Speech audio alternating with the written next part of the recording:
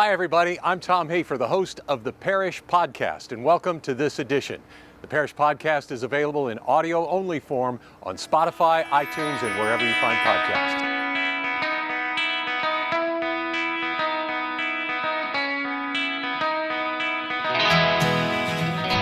Hi again, everybody. Welcome to the Parish Podcast. It is a production of the Communications and Media Department of the Calcasieu Parish Police Jury.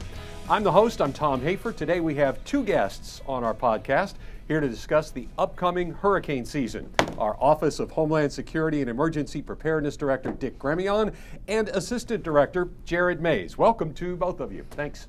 Thanks, Tom. Thanks. So just a brief warning, the Parish Podcast is a government jargon and acronym-free zone. So please be careful in your verbiage today. You may be assessed a 5-yard penalty if you violate the rules.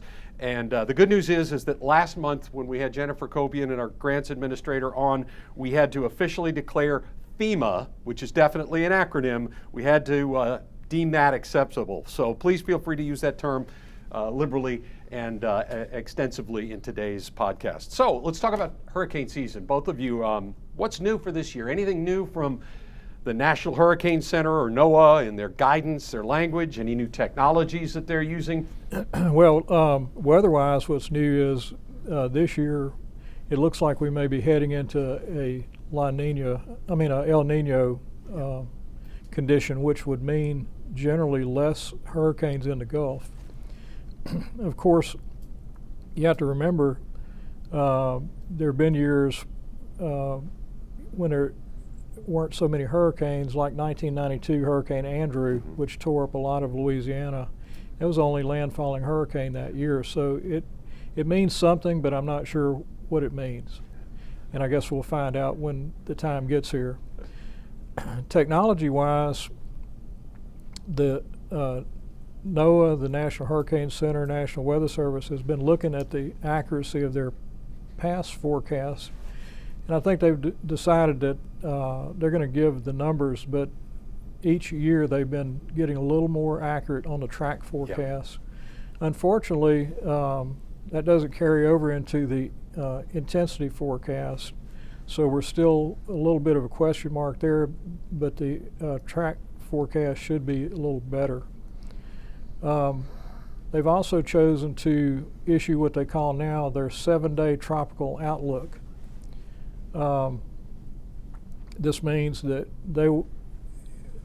although some of the media outlets have been showing things like this for several years, the National Weather Service has really not shown the 7-day and the models and all that kind of stuff.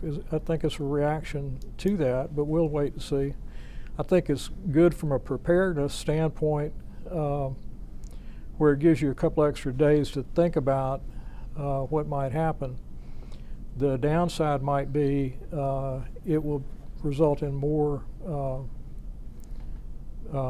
potential tracks showing up that they may show up and just disappear before they even get here. So we don't want to get into hurricane fatigue before we get the season started very well. So in the past, say 20 years ago, 2005, we had hurricanes Rita and Katrina. They have narrowed how accurate they are now in where those things are going to landfall, particularly the closer to the landfall they get, they've gotten extremely accurate. And generally the last 3 days in particular are the times that we really have to be thinking about, okay, we're out of time here, we got to execute on whatever our plans were. But like I said, the 7-day, depending on what the conditions are, what mood people are in, could have some positive results because of the extra preparation time. This is the Parish Podcast, and it is a production of the Calcasieu Parish Police Jury. I want to introduce Jared Mays, who is our new Assistant Director, just recently appointed to that position, here with the Office of Homeland Security and Emergency Preparedness. Jared, tell us about your background. How long have you been here now with the Calcasieu Parish Police Jury with OHSEP? I originally retired recently, about a year and a half ago from the Louisiana National Guard, so it's in alignment. We're responding to all of emergencies for the state as a supplemental force. I started this job about a year and a half ago, so I've been here about a year and a half. Last year was a hurricane-free year, so I didn't get to experience any of that, but I think we're well prepared for this upcoming season. So you were in the National Guard. Were you sent into hurricane areas after the storms impacted them? Yes, and I had also responded to both Hurricane Laura and Delta that impacted this area. So from that perspective, what did you learn about the aftermath of a hurricane and what's important and what type of things that the locals need? The biggest thing on the response side is making sure that we're able to get out to them. A lot of times the roads are closed because of debris and all that stuff, so we've got to take that in consideration. They just need to be able to sustain themselves for at least 72 hours. It's best to evacuate when the evacuation is called for, though. Absolutely is. All right, let's talk something, Dick. I know you're quite well aware of this, that the internet has become both our best friend and our worst enemy when we're talking about hurricanes and preparation. Nowadays, you'll see a forecast track. Somebody will publish it on Facebook or whatever, and it's one of maybe 5,000 runs that particular model did, and it might show a Category 5 coming straight up into Cameron, and that's not their forecast at all. Talk about how the information part of that type of thing has become just difficult at the same time as it's gotten easier. Well, if you look back to Hurricane Rita, which was was it 18 years ago? Yeah. Look at the technology we had then. At that point in time, a BlackBerry was the ultimate in personal communication devices. And it was interesting because the SMS was found to be an excellent way of transmitting data when the phones were down because they didn't take much bandwidth. So flash forward, and now I have the internet in my palm 24 hours a day. Yeah. And you know, there are a lot of there's a lot of weather junkies out there. There's people, and there are people who take it seriously. But what we tell them is that's all interesting, but our official forecast is with the National Hurricane Center. We just want to keep reminding people of that because they're going to have the ultimate solution, and whatever their advice is going to be will be the advice that we will be advertising to the public.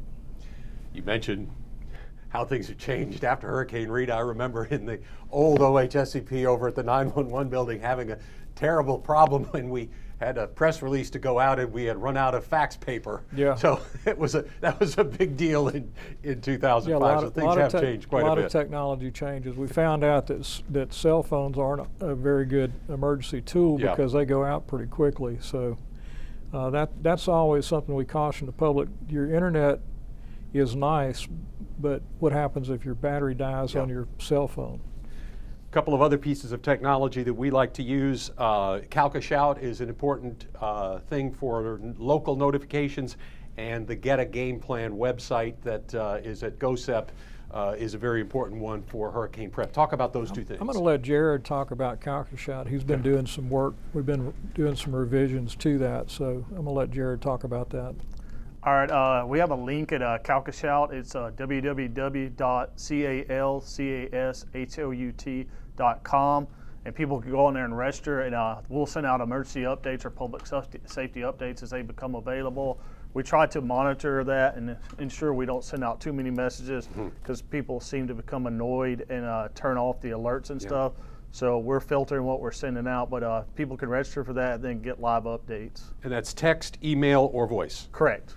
And we prefer to send text because they go out the quickest, correct? Correct. Right. So those are interesting. What I wanted to add to what Jared just said was, please don't turn off during an emergency like a hurricane. Please don't turn off those emergency notifications. We've had people complain that they get too many alerts, but they have to realize the alerts that you get during an actual event like a hurricane, some of those are going to be coming from national sources like the National Hurricane Center, and they're very, very important information that they have. So we urge people to leave their alert function on their telephone, at least until the emergency is over. We talked briefly about Get a Game Plan. That's a great resource for figuring out what you need to do in advance of a storm, correct? Right. We urge everybody to start their planning now. I mean, we're going to, if you live in Southwest Louisiana, Southeast Texas, hurricane season is going to come every year on June 1st. And so it's not like oh, we heard we're not going to have a hurricane this year, so we're not going to get prepared. We urge you to start your preparations now before hurricane season gets here. And that Get a Game Plan is an excellent website to go get ideas for the type of plans that you might need. I'll just mention that one of the most important ones that you can do is get a personal communication plan together. Gather up, make sure that you've got ways to contact all of your friends, your family, or people that you might need in the aftermath of a hurricane or any other type of natural disaster. Communications have become really the number one issue, I think, and it goes back to the internet and all of those other things. It's all communications, and the more valid communication we can get out, the better off everyone will be. We typically, after a hurricane, would have press briefings. This would be in advance of a potential landfall as well. Talk about those press briefings and how important those are. They are usually done daily or sometimes even twice daily. Yeah, we plan to continue our regular scheduled press briefings. We'll be, when the event gets closer, we'll be publishing a schedule. The past couple of years, past 3 years, have been very challenging because of COVID, the hurricanes, the ice storm, the tornadoes, the flood. And so we haven't always had the live type briefings that we had in the past, particularly during the COVID ramp up. But it is still a valid way for people to get information, and I think people feel better sometimes seeing their elected officials speaking to them about various issues that are important to them. This is the Parish Podcast. We're visiting with Dick Gremillion, the OHSEP Director for the Calcasieu Parish Police Jury, and Jared Mays, the Assistant Director of OHSEP. Guys, what's it like? We're still really in recovery from the 2020 storms and then the disasters that occurred after that. What is challenging about facing this hurricane season here in 2023, still recovering from those past storms? I'm going to let Jared talk about this, but we still have a lot of buildings that are not repaired. I want him to talk about that a little bit. Yes, we have a lot of structures that are still damaged or under construction, so a lot of our response or buildings that we may use, we'll have to shift them and use other facilities. A lot of people's houses are still under repairs or just currently finishing up repairs, so they need to be aware of all that. And if the structures still meet the wind ratings that are coming in with the storms and all, some structures survive, but they were damaged and probably not assessed properly, so they didn't get the proper repairs they needed. On recovery, we did get some good news on the Restore program just this week. I guess they've expanded the program a bit. Tell us about that. Yeah, that program is aimed mainly at people who did not have enough insurance or didn't have insurance. And I don't know whether it's got off to a slow start or they changed their mind or whatever, but they've actually lowered the threshold now. I think it went from $50,000 down to $25,000 if you had insurance, and I can't remember what the numbers were if you had no insurance. But there is a lot of money in that program. We'd urge people to go go look at that. Probably can find it on our website somewhere in the planning section, maybe. Correct, and it's restore.la.gov, I Right. believe, is the website of that as well. In a hurricane situation, we have what's called the executive policy group that makes decisions on things like evacuations and those types of things. Talk about the executive policy group. What is it? Who is on it? And what do they do? The executive policy group was something that we had done informally before Hurricane Katrina, Hurricane Rita came along. I think particularly during Hurricane Rita, we had seen what happened in New Orleans with Hurricane Katrina, and there was a desire to get ourselves more organized from a command standpoint. Shortly after Hurricane Rita, I think the following year, we actually codified that group, and that includes the police jury president, the police jury administrator, the Office of Homeland Security director, the 6 mayors, and the sheriff. The school board is a advisory member. They're not a voting member, but the objective of this group is to gather all of the information we can about the upcoming event, whether it's a ice storm or hurricane, etc. Could even be a man-made disaster like a chemical fire or something. But the objective is to put the information out there, and this group will assess what needs to be done and come to a consensus, not necessarily full agreement, but a consensus on how to proceed. And then they meet, they issue those directives generally through the OHSEP director, although it could be other people depending on what the situation is. They would be the ones that would call, for instance, for a mandatory evacuation. Let's talk about right. evacuations and what's changed post-COVID. Things are different with that, and what should people be prepared to do to evacuate on their own, and what about the public evacuations that would occur as well? So Calcasieu evacuation routes are still the Highway 27, Highway 171, and Highway 165. With the unpredictability of the storms, we encourage the people to evacuate north and not try to travel west or east. With post-COVID conditions, it's limited. We've limited it, so we are operating in pre-COVID conditions now, so the distance masking and spacing is no longer required. As far as when we do our evacuations, if anybody needs assistance or anything, we'll still determine a collection point for the parish and try to help evacuate those who need assistance. Let's talk about safety after the storm. After Hurricane Laura, I think the majority of the deaths that occurred as a result of the storm were from generators and carbon monoxide poisoning. Let's talk about what's important after the storm as far as safety. Unfortunately, that's been a trend. We have not had any direct deaths from a hurricane since Hurricane Rita. And we only had one then. However, after Hurricane Laura, we had a rash of either serious injuries and in some cases fatalities. I know there was one multi-member family that all died because of carbon monoxide poisoning. And this is something that we try to remind people every chance we get during the recovery period. That's probably the carbon monoxide threat and the falling off of roofs. We had a couple of people die from that, and several that had serious injuries. So we understand the desire to get things cleared and everything, but it does put a strain because the hospitals, people have to remember the hospitals are going to be in limited operation just like everything else. And we don't want people getting hurt and then not being able to get proper medical attention.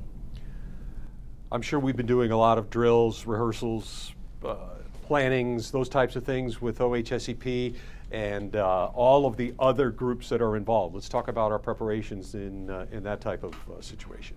Okay, the Office of Homeland Security Emergency Preparedness has reviewed and updated its plans within the last several months with revisions that are needed. Our planning committees have been improving plans. We have conducted exercises on the basic functions of supporting pre and post storm and identified the resources to support. We are pre-staging the basic need items to better support the citizens of the parish. We have to work with a lot of different agencies, federal, state, all the local law enforcement, fire, emergency people. Talk about all the coordination that goes into that. Yes, throughout the year we try to build relationships with these response agencies here local and at state and federal level so that we have better working relationships. They actually sit on some of our planning committees to help us revise our plans to better support the citizens. So it's all about building relationships and having a strength in those relationships. So when it comes time to respond, we know who we are working with directly. Yeah, I think the good news, Tom, is we have good energy, even though, as Jared said, we haven't been hit by a hurricane in a couple of years. The energy level is still there with the first responders. They're interested in how can we do this and how can we do it better than we've done it before. So I think that's the good news side. This has been the Parish Podcast. We've been visiting with the OHSEP staff, the Director Dick Gremillion and the Assistant Director Jared Mays. Any final thoughts, any reminders for places where people can get information? Go to our police jury website, calcasieu.gov, and look in the preparedness section. There's a lot of good information there. Louisiana Governor's Office of Homeland Security and Emergency Preparedness has a lot of good planning items there, like get a game plan that we talked about. American Red Cross has some good checklists on about like the communication forms and things like that. We just urge people to do their homework. Hurricane season is here at our doorstep. There's one little disturbance out in the middle of the Atlantic as we speak today, and it's just an early reminder that we're going to have to keep an eye on the weather, regardless of what it brings us. And sign up for CalCashot. And sign up for CalCashot. All right, great. Thanks for being with us, both of you guys. We enjoyed it. You were acronym and jargon free. Congratulations on surviving that difficulty here on the Parish Podcast. This has been the Parish Podcast. It's a production of the Communications and Media Department of the Calcasieu Parish Police Jury. The Parish Podcast is available on YouTube, Spotify, Apple Podcasts, and many other locations where podcasts are hosted. Please subscribe, and we'll be back with another edition in just a few weeks. I'm Tom Hafer, the Communications and Media Director here at CPPJ, thanking you for being with us and saying so long.